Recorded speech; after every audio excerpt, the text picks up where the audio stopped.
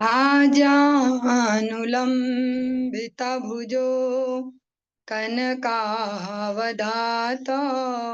संकीर्तनैकपितर कमलायताक्ष विश्वम्भरो द्विजवरो युगधर्मपालो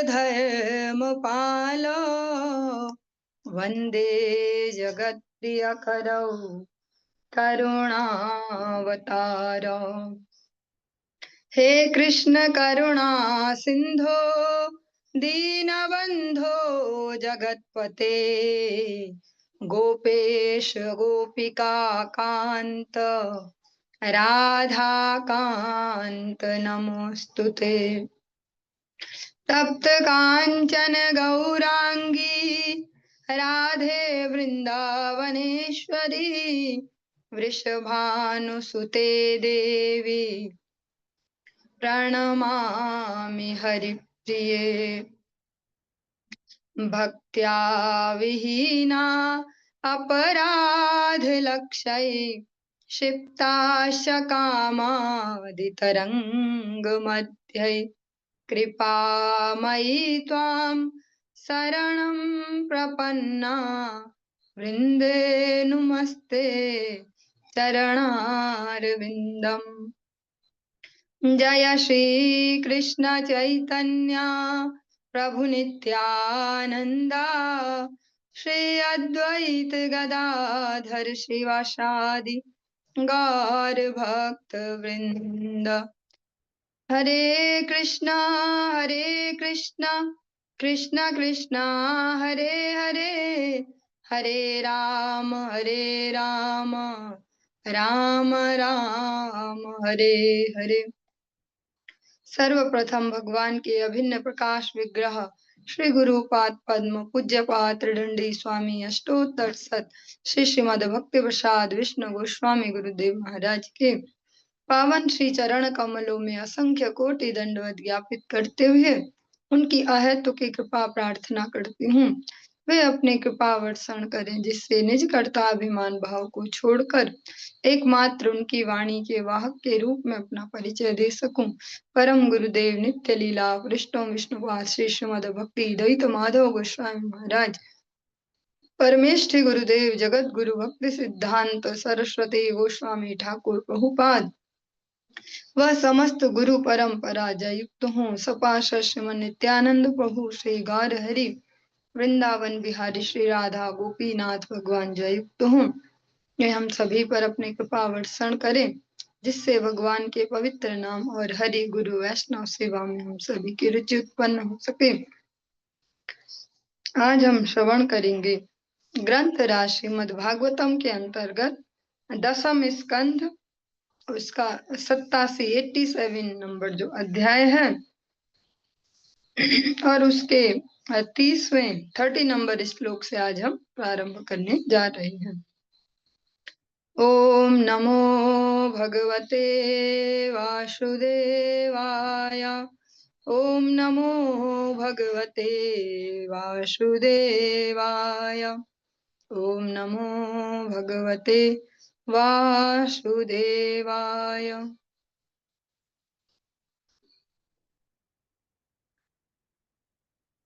अपरिमिता ध्रुवास्तनुभृतो यदि सर्वगताश तर्हि न शास्यतेति नियमो ध्रुवनेत्ररथा अजनि च यन्मयं तद्विमुच्य नियन्त्री भवेत् सममनुजानतां यद्मतं मतदुष्टतया। यदि ये असंख्य जीव सर्वव्यापी होते और अपरिवर्तनशील शरीरों से युक्त होते तो हे निर्विकल्प आप संभवतः उनके परम शासक न हुए होते, लेकिन चूंकि वे आपके स्थानिक अंश हैं और उनके स्वरूप परिवर्तनशील हैं अतएव आप उनका नियंत्रण करते हैं। निस्संदेह जो किसी वस्तु की उत्पत्ति के लिए अवयव की आपूर्ति करता है वह अवश्य में उसका नियंता होता है, क्योंकि कोई भी पदार्थ अपने अवयव कारण से पृथक विद्यमान नहीं रहता। यदि कोई यह सोचे कि उसने श्री भगवान को जान लिया है, जो अपने प्रत्येक अंश में सम रूप से रहते हैं, तो यह मात्र उसका भ्रम है। क्योंकि मनुष्य जो भी भौतिक साधनों से ज्ञान अर्जित करता हुआ पूर्ण ही होगा। जो मूर्तिमंत वेद हैं, जो उनकी श्रुतियां हैं, वे इस प्रकार से भगवान की यहाँ पे वंदना कर रही हैं। जो इस श्लोक हम श्रवण कर रहे हैं, इसके सार के रूप में समझे तो जो जीव है वो हमेशा से ही भगवान का नित्य दास के स्वरूप में उनका नित्य अंश है। भगवान ही उसके परम कारण है, इसीलिए भगवान ही सर्वनियंता है। जो परम नियंता है वे श्री भगवान है। भगवत गीता इसीलिए इतना सुंदर सा ग्रंथ है। इसको हम हजारों बार भी अध्ययन करेंगे तो कभी ये नहीं बोल सकते कि आ गई, अब तो हमको पूरी भगवत गीता हमने समझ ली, क्योंकि भगवान की वाणी है। हमारी ससीम बुद्धि में ऐसा नहीं हो पाएगा कि हमने घेर लिया भगवत गीता, अब तो पचा ली, हम समझ चुके हैं भगवत गीता। भगवान बहुत सुंदरता से और सटीकता से वहां एक एक चीज को वर्णन करते हैं। जितने अधिक बार हम इसका अध्ययन करते जाएंगे, उतनी बार नूतन नूतन रूप में इसको समझते जाएंगे। जो भी हम वेदों से समझना चाह रहे हैं, अलग अलग जो शास्त्रों से, भगवत गीता में बहुत सुस्पष्टता में भगवान ने अपने ही मुख से कह दिया है। सार स्वरूप अहम सर्वस्य प्रभवो मत्तः सर्वम प्रवर्तते। लेकिन इसको ऐसे पढ़ना, याद करना, और हमको याद हो गई मीनिंग, पर उसको समझने में जन्मों जन्मों लग जाते हैं, अनंत अनंत जन्म लग जाते हैं इस दो लाइन को समझने में। अहम सर्वस्य प्रभवो मत्ता सर्वम प्रवर्तते। मैं ही सबका प्रभु हूँ, सब कुछ मुझसे ही उद्भूत है। यहाँ पर जो ये कह रही हैं वेदों की श्रुतियां, ये कहती हैं जो भी प्रोड्यूसर होगा, जो भी उत्पादक है, जिसने उसमें अवयव दिए हैं बनने में, वही फाइनली कंट्रोलर भी होता है। हे श्री भगवान, सारे जो जीवात्माएं हैं आपके नित्य दास के रूप में आपके भिन्न अंश हैं, और फाइनली आप ही इनके कंट्रोलर हैं। अहम सर्वस्य प्रभवो मत्ता सर्वम प्रवर्तते। भगवान इसमें ऐसा नहीं है कि मनुष्यों के लिए कह रहे हैं या धरती के लिए, भगवान चराचर जगत के लिए कह रहे हैं, चाहे वो भौतिक जगत है चाहे आध्यात्मिक जगत है, सभी के लिए कह रहे हैं।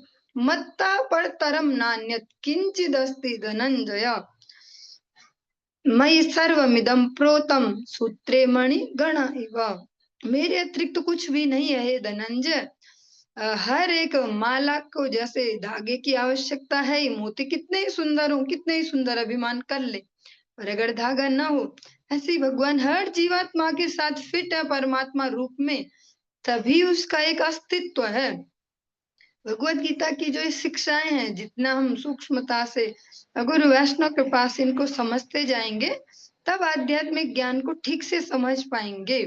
और केवल हमने दिमाग चलाया, हमने दो चार श्लोक रटे और सोचे कि हमें आ गई भगवत गीता, तो जैसा यहाँ पर हम श्रवण कर रहे हैं कि कोई ये सोचे, गलत फहमी पाल ले कि हमने तो अब जान ही तो लिया भगवान को, अब हम बस सब जान चुके हैं, लेकिन ये उसका भ्रम मात्र होगा। क्योंकि जड़ इंद्रियों से जो भी अनुभव लेते हैं वो अपूर्ण होता है, कभी भी परिपूर्ण नहीं है। इसीलिए यहाँ इतनी डाइवर्सिटी, ये सब देखने को मिलता है हमें। किसी व्यक्ति की इतनी क्षमता, उससे ऊपर वाला दूसरा, फिर उससे ऊपर वाला, ऐसा कोई नहीं है जो बोल दे कि आई एम परफेक्ट, बस मुझसे ज्यादा बढ़िया कोई नहीं। चाहे वो धन के मामले में, रूप के मामले में, शारीरिक बल हो, ऐश्वर्य हो, फेम हो, यश हो, हाँ, कोई नहीं कह सकता ऐसा कि बस मैं परफेक्ट हूँ। एकमात्र श्री भगवान ही कह सकते हैं अहम सर्वस्य प्रभवो मत्तः सर्वम प्रवर्तते। इसी को ही ब्रह्मा जी कहते, ईश्वर परम कृष्ण सच्चिदानंद विग्रह अनादिरादि गोविंद सर्व कारण कारणम। जो भी हम श्रवण कर रहे हैं कि आप ही सबका फाइनल कारण, आप ही हैं, आपकी वजह से सबकी एग्जिस्टेंस है, सबका अस्तित्व आपकी वजह से, इसीलिए आप ही उनके परम नियंता हैं। इसका चलो एक बेकार सा भौतिक सा एग्जाम्पल लेते हैं। कोई भी इंस्टीट्यूट हो, चाहे घर हो, कोई ऑफिस हो, जो उसका मेन बॉस है, जो सबको सैलरीज बांट रहा है, जो इंफ्रास्ट्रक्चर सब फिट कर रहा है, जिसको ही टेंशन लेने की नल खराब हो चुका है उसको बदलना है, ये हो चुका है, ऐसा ऐसा जो वो व्यक्ति है तो वही फिर सबका कंट्रोलर भी होगा, क्योंकि आपूर्ति सारी वही कर रहा है। ये एक भौतिक एग्जाम्पल है जिससे हम समझ पाएंगे जो समस्त जीवात्माएं हैं, चाहे कैसे कैसे शरीरों में कैसे कैसे गुण लेके कैसे कैसे भावना जैसे भी जीवन जी रहे हैं, उन सब को जो बनने के लिए जो भी अवयव चाहिए, चाहे वो मन बुद्धि अहंकार ही क्यों न हो, भौतिक तत्व ही क्यों न हो, सब भगवान ही उपलब्ध करवा रहे हैं। जिसका भी वो अभिमान कर सकता है, सब भगवान ही उपलब्धता उसको करवा रहे हैं, इसीलिए भगवान ही सुप्रीम कंट्रोलर है, परम नियंता इसीलिए आप है। ना घटत उद्भव प्रकृति पुरुषयोर्जयोर उभययुजा भवन्त्य सुभृतो बुद्वत त्वयि त इमे ततो विविधनाम गुणैः परमे सरित इवार्णवे मधुनि लिल्युरशेषरसाः। न तो भौतिक प्रकृति न ही उसका भोग करने के लिए प्रयत्नशील आत्मा कभी जन्म लेते हैं, फिर भी जब ये दोनों संयोग करते हैं, जो भौतिक प्रकृति और उस जीवात्मा, तो जीवों का जन्म होता है। जिस तरह जहां जहां जल से वायु मिलती है वहां वहां बुलबुले बनते हैं, जिस तरह नदियां समुद्र में मिलती हैं या विभिन्न फूलों का रस शहद में मिल जाता है, उसी तरह ये सारे बद्ध जीव अंत तो गत्वा अपने विविध नामों तथा गुणों समेत आप परम पूर्ण में पुनः लीन हो जाते हैं। सारे जो जीव हैं, जब तक भगवान की दी भौतिक शरीर है, कितनी उठापटक कुछ भी कर लें, ऐसे कितना ही अभिमान कर लें, फाइनली जो जब आएगा समय सब कुछ समेटने का, तो सब कुछ भगवान में ही लीन हो जाने वाला है, वहां किसी का जोर नहीं चलेगा। वो तो बहुत हायर लेवल हो गया। अगर हम इस जगत में भी देखें, जन्म मृत्यु जरा व्याधि, ये सब भी तो हम सबके कंट्रोल से बाहर ही है। हम बस इसके बीच के फेज में ही उत्पाद कर सकते हैं, हम ये हो गए, हम धनी हो गए, हम बहुत रूपवान, हम ऐसे गुणवान, हम ऐसे ऐसे, हम बहुत फेम वाले, हमारे इतने फॉलोअर्स, हमारे इतने जानने वाले, ऐसा ऐसा। ये जो बीच का एक शॉर्ट सा छोटा सा टाइम पीरियड है उसमें ही उत्पाद कर सकते हैं। और प्रैक्टिकली भी देखें तो कोई भी इस जगत में लॉन्ग टर्म तक एक सीट पे फिट नहीं रह सकता। ऐसा तो नहीं अगले 50 साल से एक ही व्यक्ति सबसे धनी व्यक्ति है इस जगत का, या एक ही व्यक्ति पिछले 100 साल से सबसे बलशाली है, ऐसा समय समय के फेज में वो सब नाम बदलते रहते हैं, कोई भी परमानेंटली नहीं हो सकता। ये भी बहुत बड़ा उदाहरण है इस बात का कि यहाँ नथिंग इज परमानेंट, यह सब भगवान के कंट्रोल में। जो ज्यादा उत्पाद करने लगे, ठाकुर जी दूसरे को बिठा दें, ले बेटा अब तू बैठ जा, अब तू बैठ जा, ऐसे। तो सुप्रीम कंट्रोलर स्वयं श्री भगवान है। जो इस बात को समझ लेते हैं वे कह सकते हैं कि जो अनुकूलता है उनको भी पचा पाते हैं, प्रतिकूलता है उनको भी पचा पाते हैं। कि सुप्रीम कंट्रोलर तो ठाकुर जी है ना, अगर प्रतिकूलताएं भी हैं तो ठाकुर जी अगर ऐसा चाह रहे होंगे तभी शायद ऐसा है। बहुत सारी अनुकूलता है, तो क्या पता भगवान क्या सोच के अभी दे रहे हैं अनुकूलताएं, इनमें ज्यादा हम ना उछले, ऐसा। निषूतव मयया भ्रममस्मीष्ववगत्य विषम् त्वयि सुधियो अभवे दधति भावमनुप्रभवम् कथम अनुवर्ततां भवभयं तव यद्भ्रुकुटीः सृजति मुहुस्त्रिने नेमिर्भवच्छरण चरणेषु भयम्।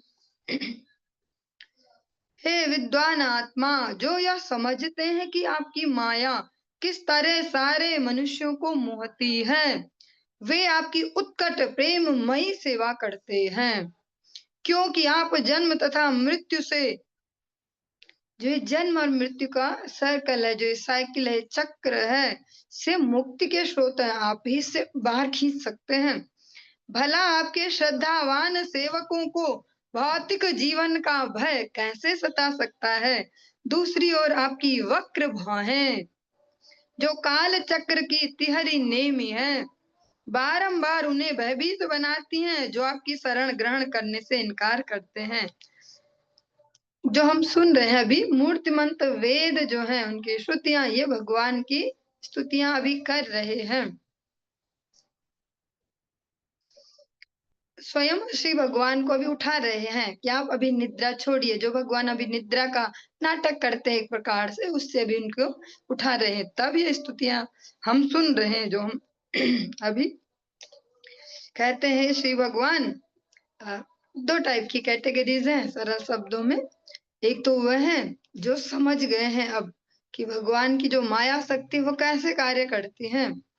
हाँ, वे सूक्ष्मता से समझ पाते हैं। अभी हम उस लेवल पे नहीं है। अभी तो हम यही खिलौनों से खेलने वाले छोटे छोटे बच्चे हैं, जो जिनको शुद्ध भक्त कैटेगरी या इस प्रकार से कहा जाता, वे इस ग्रुप में आते हैं। वे समझ पाते हैं कि भगवत माया कैसे कार्य करती है। जैसे एक ही सीन को हम अलग तरीके से देखेंगे और हमें कुछ बहुत बुरा लगा उसमें, और अपने एंगल से ऐसे देख देख के उसको बखान करेंगे। पर जो है ऐसे जो भगवत सेवा में रत, वो अगर उसको उसको ही देखेंगे तो वो बोलेंगे, अरे तो इतनी छोटी सी बात, ऐसे करके देखो जरा इस एंगल से, तो ऐसे ऐसे। हाँ, जो आपकी माया कैसे कार्य करती है, जो माया की कह सकते हैं जो वर्किंग है, उसको जानते हैं। वे क्या करते हैं, जो जान गए अब कि भगवत माया कैसे कार्य करती है। इतनी इजी तो नहीं है जैसे हम नॉर्मली बचपन से सुनते ही तो आ रहे, माया बड़ी ठगनी है भैया, माया से कौन बच पाया, ऐसे बचपन से सुनते हैं। हम माया मोह छोड़ देना चाहिए। माया से हमारे लिए नॉर्मल सा शब्द है, वो बचपन से इतनी बार सुनाई तो है। माया ऐसी होती, माया माया ऐसे। लेकिन भगवान श्री कृष्ण जब उस माया के बारे में बताते हैं तो कहते हैं, दैवी हेषा गुणमयी मम माया दुरत्यया। एक तो मेरी माया है और दुरत्य है, कोई समझ नहीं सकता, कोई पचा नहीं सकता, पा नहीं जा सकता। इस श्लोक में कहा जा रहा है कि जो ये जान लेते कि वो वर्किंग कैसे करती है, और वे श्रेष्ठ गुरुजन ही होते हैं, जो भगवान के नाम को यहाँ प्रैक्टिकली प्रचार प्रसार कर रहे हैं अपने आचरणों से, केवल मुंह से नहीं। जो ये समझ जाते हैं कि ये माया कैसे मनुष्यों को मोहती है, वे क्या करते हैं फिर, क्या करते हैं, वो बाबा जी के किनारे बैठ जाते, काम धंधे छोड़ के, छोड़ो घर बार चलो हरिद्वार, ऐसा नहीं। वे क्या करते हैं फिर, वे आपकी उत्कट प्रेममयी सेवा करते हैं। वो फिर हाई प्रेशर वाली आपकी सेवाओं में लगे रहते हैं निरंतर। उत्कट जो ये शब्द है एक्सट्रीम लेवल वाला है, वो आपकी उन एक्सट्रीम प्रेममयी सेवाओं में लगे रहते हैं। क्योंकि थोड़ी देर के लिए भी इधर से इधर हुए तो तारे माया झपटिया धरे, ऐसे। क्योंकि आप ही से जन्म मृत्यु से मुक्ति के एकमात्र स्रोत हैं। केवल आप में ही वो पोटेंशियल है कि एक, इसका एक भौतिक सा एग्जाम्पल लेते हैं। आप सभी ने वो जो गेहूं पिसवाने वाली चक्की देखी होगी, लो ना भी देखी हो, अपने घर का मिक्सर ग्राइंडर देखा होगा। जब ऑन कर दो तो कैसे वो घू घू कैसे ब्लेडें चलती हैं। उस उसी तरह ये जन्म मृत्यु का सर्कल भी चल रहा है। अभी हम जो जीवन जी रहे तो हमें लग रहा है ठहरा हुआ है, पर ये ठहरा तो नहीं है।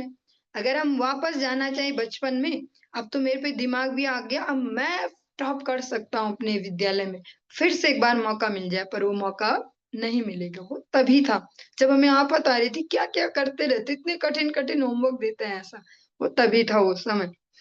तो जो ये बहुत स्पीड से चल रही है जन्म मृत्यु की साइकिल, पर अभी हमें ऐसे लगता है जैसे ठहरा है जीवन, तो अभी तो है टाइम, हम सोच रहे हैं, समझ रहे हैं, देख रहे हैं, दुनिया बदल रही है, ऐसा। लेकिन जो जन्म मृत्यु का सर्कल है बहुत तेजी से दौड़ रहा है। कब हम कुत्ता बने, कब बिल्ली बने, कब चींटी खरगोश, और इतनी इतनी जो योनियां दे रखी हैं हम। 80 लाख टाइप के जीव जंतु, और 4 लाख टाइप के, 4 लाख बार ही नहीं, केवल 4 लाख टाइप के मनुष्य बनना। कितनी कितनी बार बने होंगे, असंख्य असंख्य बार, ऐसे। वो जो ये सर्कल है, साइकिल है, वो चक्की बहुत तेजी से चल रही है। उसमें से कौन बचा पाएगा, बचा वही पाएगा जिसके हाथ में चक्की का कंट्रोल है, वही बचा पाएगा। तो वह श्री भगवान जो समझ पाते हैं कि श्री भगवान फाइनल जो नियंता है, सुप्रीम कंट्रोलर है, वे श्री भगवान है। उनकी माया कैसे वर्किंग करती है, वे क्या करते हैं, आपकी उत्कट प्रेममयी सेवाओं में लग जाते हैं। वो केवल बातें बनाने में नहीं लग जाते हमारे जैसे, वे सेवाओं में लगते प्रैक्टिकली, ताकि वो एक गैपिंग ही ना मिले जहां वो माया झपटिया ऐसे वाला सीन आए। हमारे जो अभी क्लेश रहते छोटे मोटे कभी ऐसा कभी वैसा, उनका एकमात्र कारण ही यही है कि कृष्ण भूलि से ही जीवन आदि बहिर्मुख, सेवाओं में नहीं लगे। जिनके पास सेवा नहीं है वही परेशानियां दिखाएंगे, ज्यादा ऐसा हो रहा वैसा हो रहा, परेशान हो गए। जो सेवाओं में लगे उनके पास अवकाश कहाँ है ऐसा चिंतन करने का कि परेशान हो गए। हाँ, और यहाँ हम स्पष्टतया सुन रहे, क्योंकि सनातन धर्म के अंतर्गत हम सभी को जीवन मिला है, तो हमको बचपन से लगता है वेद कुछ बहुत बड़े, वेद कुछ बहुत बड़े। तो ये वेद की वो श्रुतियां ही कह रही हैं, जो आपकी माया की कार्यशैली को समझ जाते हैं वे आपकी उत्कट प्रेममयी सेवाओं में लग जाते हैं। भला आपके श्रद्धावान सेवकों को भौतिक जीवन का भय कैसे सता सकता है। जो ईमानदारी से आपकी सेवाओं में रत हो जाते हैं, उनके जो भय हैं वो गायब हो जाते हैं। इसको हर लेवल पर समझ पाएंगे। अभी जो जिस लेवल पर है, जहाँ है, जिस सीढ़ी पर है, वो वहीं से जितना जितना उसका भगवत समर्पण है, सेवा में रुचि है। या हर बार प्रैक्टिकली यही कहा जा रहा है कि जो भक्ति जिसको हम कहते हैं जगत में, भक्ति उतनी नहीं है कि सोमवार को गए, नहाए धोए, एक लोटा जल पकड़ा और शिव जी के सिर पे डाल के और ओम नमः शिवाय और भक्ति हो गई। मंगलवार को हनुमान जी के यहाँ बूंदी ले गए और हो गई भक्ति। भक्ति मीन्स सेवा। और सेवा जब हम एक आश्रय में करेंगे तो रुचि बन पाएगी। रोज हर दिन एक नई कंपनी में जॉब करनी पड़े तो पता ही क्या चलेगा करना क्या है। पहला दिन तो इंट्रोडक्शन में ही चला गया, अच्छा आप वो हैं, अच्छा देखिए ये नए व्यक्ति आए हैं, इनको देखिए ऐसा ऐसा ये यहाँ कार्य करेंगे। अगले दिन फिर नई कंपनी में, तो ऐसा कैसे चलेगा पता। भौतिक जगत में भी उस व्यक्ति की ज्यादा कीमत है जो एक्सपीरियंस्ड है, एक जगह जो टिका हुआ है वहां ठीक से वर्किंग कर रहा हो। ऐसे अभी जो हमारे अतुल कृष्ण प्रभु जी इसको अच्छे से समझ पा रहे होंगे, क्योंकि वो प्रैक्टिकली उस जगत में कार्य कर रहे हैं। वैल्यू उनकी है जो ठीक से टिक के वहां वर्किंग कर रहे हैं, क्योंकि वो समझ पाएंगे वर्किंग है क्या ऐसे। तो जिस भी कैटेगरी में जिस भी लेवल पर है, वहीं पे जिसका जितना सेवा में रुचि है। यहाँ भक्ति कोई इमेजिनरी वस्तु नहीं है, कीर्तन गाते हैं शायद और रोते धोते हैं ऐसे, और माला जपते रहते हैं और होगी भक्ति। भक्ति मीन्स सेवाएं क्या करते हैं आप प्रैक्टिकली, अपने जो एक्स्ट्रा ये मन है, एक्स्ट्रा जो बुद्धि है, एक्स्ट्रा धन हो, एक्स्ट्रा शारीरिक सामर्थ्य, उसको कहाँ निवेश करते हैं। वही वही भक्ति है। और जो इसको नहीं कर रहे, जिन पे कुछ भी एक्सेस अभी बचा हुआ है, चाहे वो तन है, चाहे मन है, धन है, बुद्धि है, समय, वही परेशान रहते हैं जिन पे एक्स्ट्रा कुछ बचा रहता है। और जिनके पास वो बचा ही नहीं है, वही लगे हुए अपनी सेवाओं में, उनके पास शिकायतें भी नहीं होती। जो आपके श्रद्धावान सेवक हैं, जो निरंतर आपकी प्रेममयी सेवाओं में लगे हैं, उनके उनको भय भी भयभीत नहीं कर सकता, क्योंकि वे भगवत सेवाओं में लगे निरंतर। फिर उनको भय कैसे सताएगा, क्योंकि उनको पता है कि मैं किसी के अंडर में हूँ। तो जो ऊपर वाला टेंशन वो लेगा ना, टेंशन मैं क्यों लूं। इसका एक प्रैक्टिकल एग्जांपल लेते हैं, जो बच्चे होते हैं कितनी बड़ी बड़ी बातें कर ले, ऐसे इधर उधर से सीख के स्कूल में फोनों में ऐसे ऐसे बातें बनाई बड़ी बड़ी, पर जैसे ही प्रैक्टिकल कुछ समस्या आएगी तुरंत माँ की शरणागति, ऐसा हो गया। इससे ये बहुत ही प्रैक्टिकल सा एग्जांपल इस भौतिक जगत का, जिसको हम समझ पाएंगे। तो जो शरणागति में हो जाते हैं, फिर डर गायब, अब तो हमने बता दिया ऐसा ऐसा है, अब तो कुछ ना कुछ हो ही जाएगा। तो जो भगवान की सेवाओं में लगे हैं, भगवान के जिन्होंने समर्पण किया है, फिर वो भयभीत नहीं होंगे। भय उत्पन्न ही वहां है जहाँ शरणागति नहीं है। और यही पैरामीटर है कि हम अपने अपने हृदयों में चेक कर सकते हैं, हम कितना भयभीत रहते हैं, कितना टेंशन में रहते हैं। वे शरणागति इतनी कंप्लीट नहीं हुई है। दूसरी ओर जो दूसरा डिपार्टमेंट है, दूसरी जो कैटेगरी है, जो शरणागत नहीं है, उनके लिए भी ऑप्शन है। कौन सा। आपकी वक्र भुएं वे उन्हें बारंबार भयभीत करती हैं जिन्होंने शरण ग्रहण करने से इनकार कर दिया। जो आपकी टेढ़ी ये भौहें हैं, जिनकी बंक भ्रिकुटी के भय से सागर सब तो उछलते देखा। उनको कुछ करना नहीं है कि जाए और इंद्र जैसे हल्ला मचाए, चलो संवर्तक मेघों जाओ डुबा दो ब्रज को। भगवान को ज्यादा कुछ नहीं करना, थोड़ा ऐसा ही देखना है ऐसे और काम पूरा। वे उनको हमेशा भयभीत करती हैं, ये वक्र भौहें हैं जो आपके शरणागत नहीं है। इसको कैसे समझेंगे प्रैक्टिकली, सुनने में तो लग रहा है, तो क्या सब देख रहे हैं इनकी टेढ़ी हो गई भौहें, अब हमें डर जाना चाहिए। वो टेढ़ी भौहें कैसे कैसे दिखती है हमें। भौतिक जीवनों में हर दिन दिखती हैं वो टेढ़ी भौहें। जब हम स्वच्छंदता के जीवन जीते, फाइनली भय ही रहता हमारे बुद्धि में। कभी अपनी फाइनेंशियल स्टेज को लेके, कभी सोशल जो इमेज है उसको लेके, हर प्रकार से भयभीत ही रहते हैं। इसका एग्जाम्पल कैसे लेंगे? एक्सट्रीम एग्जाम्पल लेना है तो जो किसी भी फील्ड के सर्वोच्च शिखरों पर हैं, वो बाहर से बहुत चार्मिंग लग रहे हैं, सोशल मीडिया बहुत हाईलाइट कर रहा है उनको, वो भी बहुत ऐसे हंसते हंसते ऐसे फोटोज डालते हैं और दिखाते हैं मैं तो ऐसा, पर अंदर से हमेशा भयभीत है, कब पीछे से कोई आएगा मुझे धक्का दे के और वो यहाँ बैठ जाएगा इस गद्दी पे। चाहे वो सुंदरता हो, भौतिक सुंदरता हो, और सबसे सुंदर महिला का जिसको इस साल खिताब मिले कि भैया ये तो विश्व सुंदरी, अगले साल वहां कोई और बैठने वाला है, वो कुछ दिन ही उसको एंजॉय कर पाएंगे, फिर कोई और। वहां तो अनंत अनंत लोग लगे हैं तैयारी में कि काश मेरा ही नंबर लग जाए। इसी हर फील्ड में है, चाहे वो धन के मामले में हो, राजनीति में हो, किसी देशों के जो बड़े बड़े लीडर्स उस रूप में, सभी भयभीत रहते हैं हमेशा। ये है वे वक्र भुआएं जो उन्हें डरा रही है हमेशा। उनके कभी भी वे एक एक दिन तो बहुत बड़ी बात हो जाएगी, वो कभी 2 घंटे के लिए, 1 घंटे के लिए भी चैन से नहीं बैठेंगे। अब सब सेटअप ठाट से रहो, हमेशा वे लगे, जैसा हम सुनते ही है कि वो उस पोस्ट पे, वो इतने बड़े धनी, पर वो ना केवल 3 ही घंटे सोते हैं, वो तो 2 ही घंटे सोते हैं ऐसे ऐसे।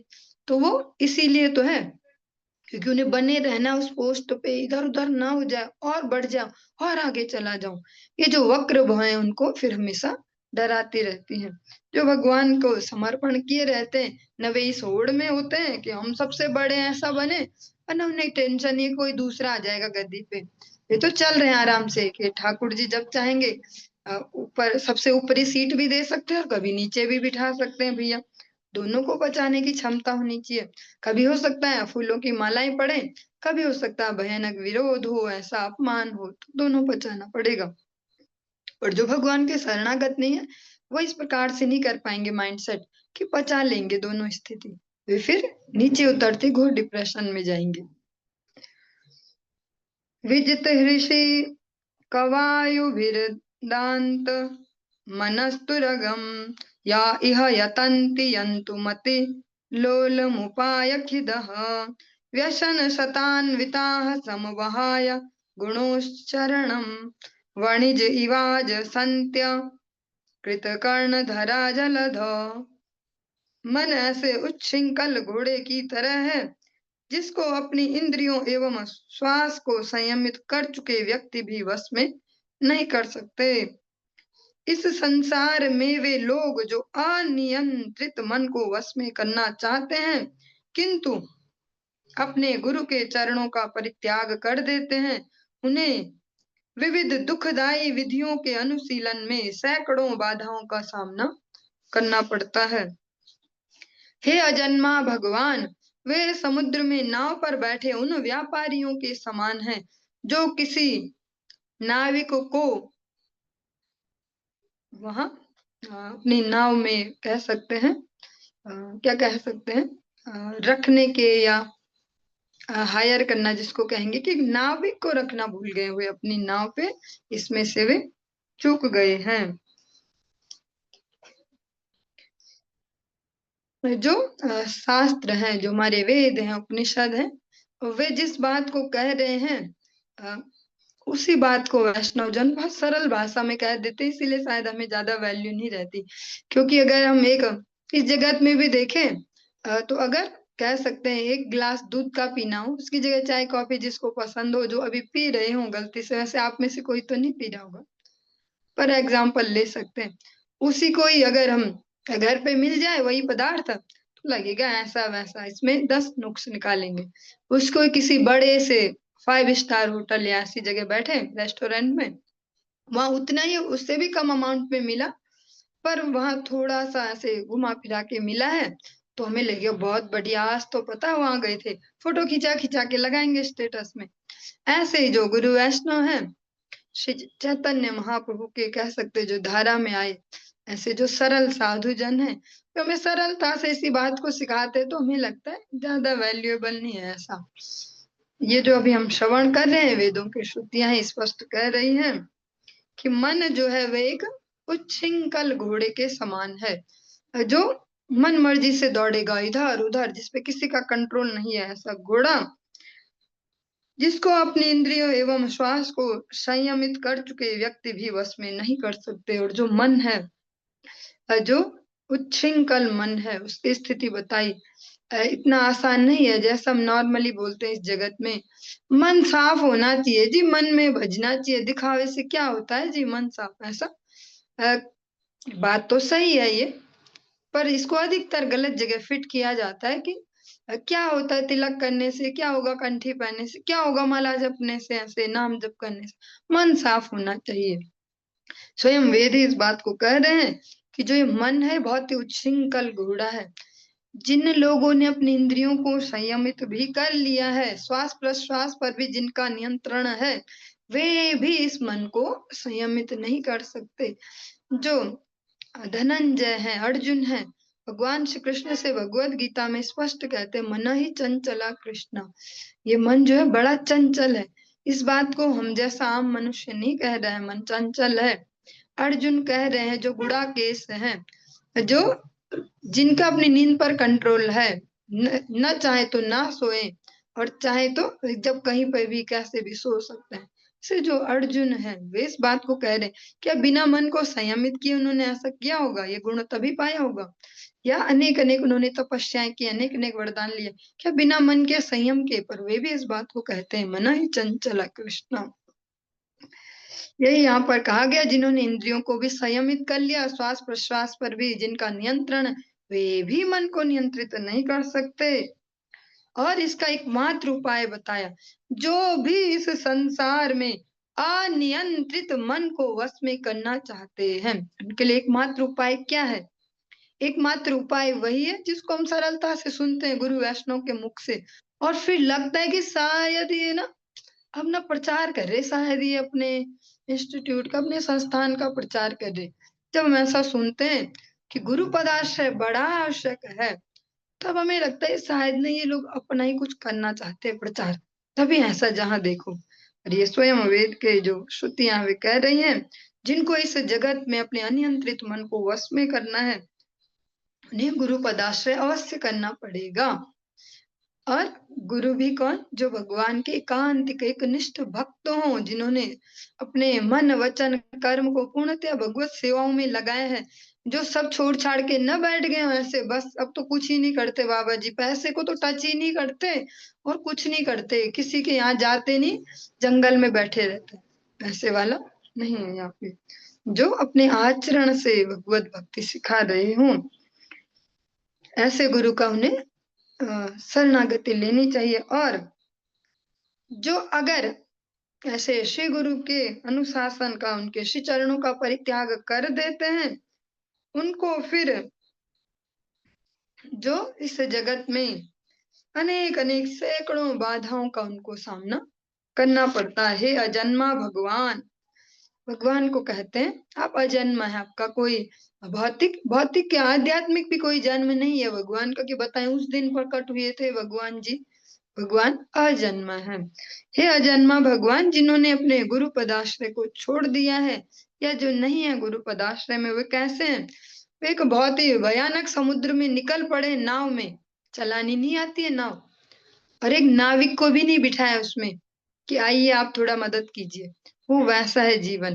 अगर हम थोड़ा इमेजिन करेंगे तो पता चलेगा कितनी भयावह स्थिति है। इसीलिए मनुष्य जीवन में आध्यात्मिक जीवन जिनका नहीं है, शिक्षा और दीक्षा, इसीलिए भारतीय सभ्यता में शब्द स्पष्टतया कहा गया, शिक्षा जो भौतिक ज्ञान हमें दे पाए, जिससे हमारा जीवन का निर्वाह हो पाए, पर दीक्षा जो हमें इस मनुष्य जीवन से जो इसका फाइनल लाभ है वो दिलवा पाए कि मिला क्यों है उसको दीक्षा।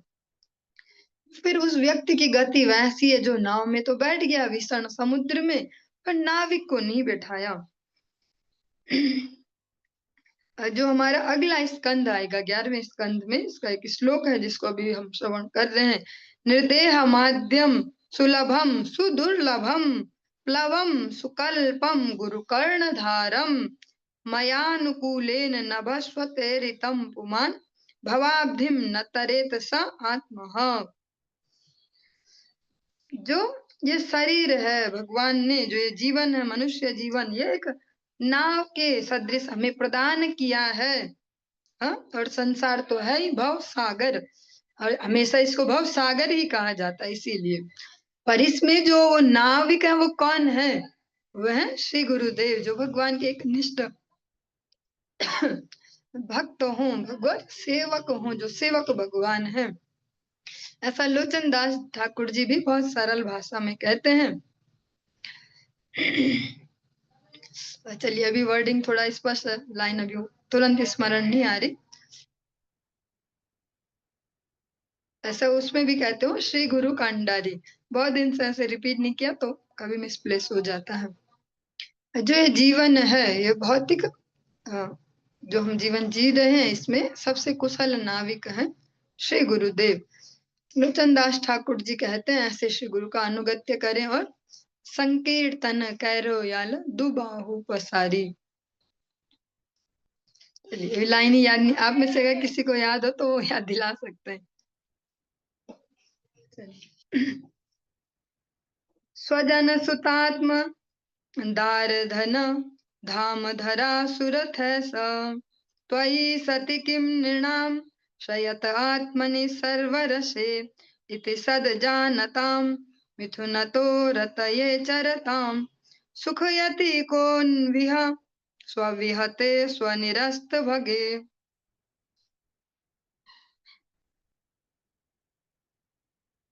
जो व्यक्ति आपकी शरण ग्रहण करते हैं, उनके समक्ष आप स्वयं को परमात्मा रूप में प्रकट करते हैं, जो समस्त दिव्य आनंद के स्वरूप हैं। ऐसे भक्तों के लिए अपने सेवकों, संतानों या शरीरों, अपनी पत्नियों, धन या घरों, अपनी भूमि, स्वास्थ्य या वाहनों का क्या उपयोग रह जाता है? और जो आपके विषय में जो वास्तविकता है उसको समझने में असफल होते हैं, तथा जो स्त्री पुरुष संबंध है विशेषकर उसको ही लक्षित किया गया, केवल इसी सुख के पीछे जो भागते रहते हैं, उनके लिए इस संपूर्ण जगत में जो सदैव विनाशशील है और महत्व से विहीन है, ऐसा क्या है जो उन्हें असली सुख प्रदान कर सके? सरल शब्दों में समझे, जो भगवान का आश्रय लेते हैं श्री गुरुदेव के माध्यम से। यहाँ पे स्वच्छंद भक्ति नहीं सिखाई जाती, जैसे सभी मनुष्य करते हैं नॉर्मली, कि हम भी करते हैं, हम भी पूजा पाठ करते हैं। ऐसे पूजा पाठ और भक्ति बिल्कुल ही डिफरेंट है। पूजा पाठ तो एक बेसिक सा हो गया कि भैया मनुष्य जीवन मिला है, थोड़ा बहुत ऐसा। पर भक्ति वो अलग विषय हो जाता है। भक्ति हो गए कि अब हम एक ही सब्जेक्ट में स्पेशलाइजेशन करना चाह रहे, जैसे फर्स्ट सेकंड थर्ड फोर्थ, ये तो सब चलते रहता है। 9 से थोड़ा सिंसियर हो जाते हैं, क्लास में भी, सब्जेक्ट भी, सब कुछ। पर जो और आगे जाएं, ग्रेजुएशन करें, मास्टर्स करें, फिर उससे भी आगे बढ़ते, वो एक अलग बात हो जाती है। भक्ति ऐसा ये मास्टर्स करना या उससे भी आगे पीएचडी टाइप, ऐसा स्पेशलाइजेशन। तो वो पूजा पाठ में नहीं आती। भक्ति की दिया जला देते हम, अगरबत्ती वहीं पे रख देते हैं, धुआं धुआं, ऐसा वो अलग हो गया। जो भगवान की शरणागति लेते हैं, जो भक्ति राज्य में गुरुदेव के अनुगत्य में भक्ति करते हैं, ये मूर्तिमंत वेद कहते हैं, उनके लिए फिर सुख ढूंढने के लिए कोई जगह नहीं बचती। और मतलब उनके पास है वो आनंद, वो आपसे उनको डिलीवरी हो रही है उस आनंद की, उनको इधर उधर नहीं ढूंढना पड़ता। लेकिन जो आपसे उस आनंद को नहीं ले पा रहे हैं गुरुदेव के माध्यम से, वे और फिर इस भौतिक जगत में ही अलग अलग जगह इंद्रिय तर्पण में, विशेषतया इंद्रिय तर्पण में ही उसको ढूंढेंगे, और फिर जो कि महत्व से विहीन है। फिर ऐसा कुछ नहीं बच जाता इस जगत में जो उनको वास्तविक सुख दे पाए। अगर इंद्रिय तर्पण में ही वास्तविक सुख होता, तो फिर व्यक्ति अपने जीवनों को इस प्रकार से नष्ट ना कर रहे होते, बार बार अलग अलग प्रकार से। जो श्री भगवान से अपने संबंध को जोड़ते हैं गुरु वैष्णव अनुगत्य में, उनके जीवन में असंतुष्टि आती जाती है। जो इंद्रियां हैं उनमें कोई ऐसा सॉफ्टवेयर है ही नहीं संतुष्टि वाला, कि हम इतना कुछ, कोई सभी, इतनी हमने पिक्चरें देख ली ना, पिक्चर देखने का ही मन नहीं कर रहा है, ऐसा तो कभी नहीं होगा। बड़ी बड़ी एज में वृद्ध भी हो चुके हैं शरीर, मन अभी वैसे ही बनी हुई है जैसा कभी थे सालों पहले। क्यों? क्योंकि इंद्रियों में संतुष्टि वाला कोई सॉफ्टवेयर नहीं है। वो सॉफ्टवेयर अगर चाहिए तो कह सकते हैं ऐसे कंप्यूटर सेंटर पे जाना पड़ेगा जहाँ सॉफ्टवेयर अपलोड होते हैं, वे श्री गुरुदेव होते हैं। यही उनके ही माध्यम से, इसीलिए उन्हें संबंध ज्ञान प्रदाता कहते हैं। गुरु की भूमिका इतनी छोटी भी नहीं है जैसा आज के समय में लगता है। जो गुरु हैं वे हमारे इससे पूर्व जितने भी अनंत जन्म हो चुके हैं उन सब का ठेकेदारी अब ले रहे हैं। कितनी बड़ी जिम्मेदारी है। ऐसा लगता है ना गुरु होना शायद कोई फैसला नहीं है, ऐसा ऐसा ये शायद इनको ही पागलपना इतने सारे शिष्य बनाने हैं। ऐसा ऐसा नहीं है कि वो दिखावे के लिए इतने शिष्य बना रहे हैं, वो इतने इतना प्रेशर भी ले रहे हैं उन सबके पाप कर्मों का। क्यों ले रहे हैं? फिर बोल सकते हैं मत ले भैया, मत बनाए, ऐसे शास्त्र भी कहते हैं बहुत शिष्य नहीं करने चाहिए। फिर भी क्यों कर रहे हैं? क्योंकि इस कलयुग में जो भी जीव जन्म ले रहे हैं मंद भाग्य वाले हैं, तो उनकी जिम्मेदारी इसलिए लेते हैं ऐसे गुरुवर। चलो कुछ तो इनका प्रमोशन होगा, ना पहुंच पाए इस बार गोलोक धाम तक, अरे इस मनुष्य जीवन से आगे तो बढ़े, इससे उत्तम मनुष्य जीवन मिल पाए जहाँ भगवत भक्ति को और अच्छे से समझ पाए। इसी करुणा से आद्र होकर वो अनंत अनंत ऐसे जीवों को शरणागति प्रदान करते हैं। तो शास्त्र है अगर हम स्पष्टतया श्रवण करें, बचपन से जो हमने भक्ति जिसको समझा होता है, पूजा पाठ ऐसा, वो एक अलग हो जाता है। और जब हम सिंसियरली समझें, पहले भारतवर्ष में ये सब प्रणाली थी, अब जो पिछले कह सकते हैं 150-200 साल से जो सारा गैप आया, उससे सोचने समझने का स्तर ही अलग हो गया जो यहाँ जन्म ले रहे मनुष्य। इसीलिए अब उसको फिर दूसरे तरीके से इंट्रोड्यूस किया जा रहा है, वरना नॉर्मली सब समझते ही थे तस्मात् गुरुम प्रपद्येत, जो गुरु पदाश्रय की महिमा है।